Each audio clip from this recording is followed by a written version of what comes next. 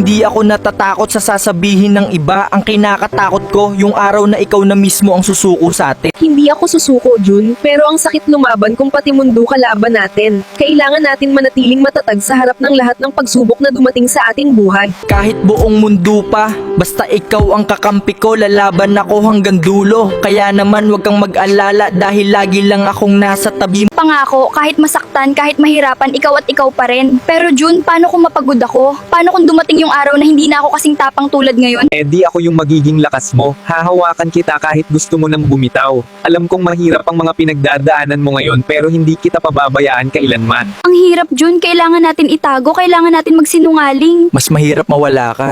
Kahit itago pa natin ngayon, darating din yung araw na hindi na tayo matatakot. Kung darating man yung araw na mapagod ako, ikaw ang uuwian ko, ha? Hindi ka naaalis. Kasi dito ka lang sa akin. Simula ngayon, mahal na ang tawag mo sa akin at tatawagin din kita na mahal. Oo, mahal. Gagawin ko ang gusto mo dahil masaya ako sa piling mo. Tara, uuwi na tayo sa bahay. Sa bahay? Oo, sa bahay natin. Magsasama na tayo, mahal. Nagpa-reserve na ako ng bahay kubo natin. Pansamantala, dun muna tayo titira. Mahal, pagpasensyahan mo muna tong bahay ha. Hayaan mo bukas na bukas maghahanap ako ng trabaho at mag-iipon para makapagpatayo na tayo ng sariling bahay balang araw.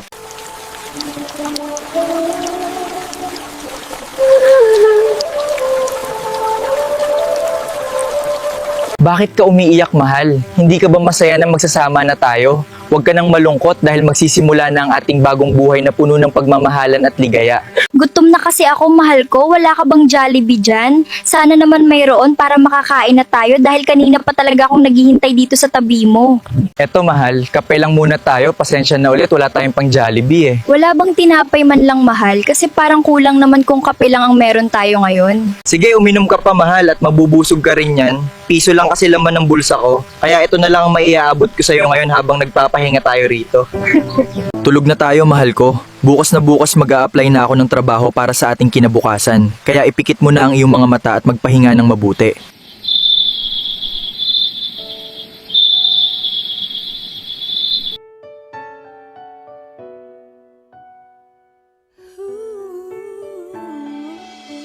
Umaga na pala. Since ako ang lalaki sa amin, ako dapat ang magpakatatag. Sana matanggap ako sa trabaho ngayon. Kailangan ko ito para sa ating kinabukasan. Mahal, alis na ako. Maghanap-hanap ako ng trabaho sa palengke. Subukan ko din mag-apply kay Bombay. Sige, mahal. Mag-iingat ka. Sana may magtanggap na akin dito para makatrabaho na ako. Para maibili ko na rin ang pagkain ng mahal ko. May pwede ba ako mag-apply ng trabaho sa inyo? Nako Eho, hindi ka pwede dito sa palengke. Mabibigat ang trabaho dito. Baka malaglag pa ang matres mo. Sir, magandang umaga po. Mag-apply ako ng trabaho kahit ano. Basta matanggap lang po ako. Hindi pwede ang tibo dito. Umalis ka na sa aking opisina agad. Walang tumanggap sa akin ng trabaho kahit isa dahil batibo ako. Ganun na ba talaga mapanghusga ang mga tao? Tao rin ako. Ano kaya ipapakain sa mahal ko? Hindi ko pwede umuwi ng walang dalang pagkain.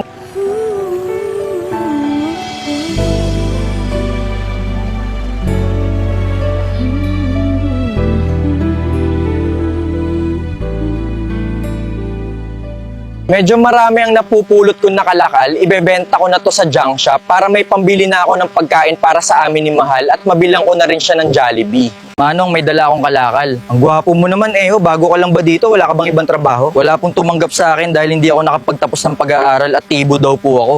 O siya, sige, ito na ang bayad. At ilagay mo lang dyan ang mga kalakal mo. Salamat po, Manong. Sana ay magustuhan niyo po ang mga dala ko ngayong araw.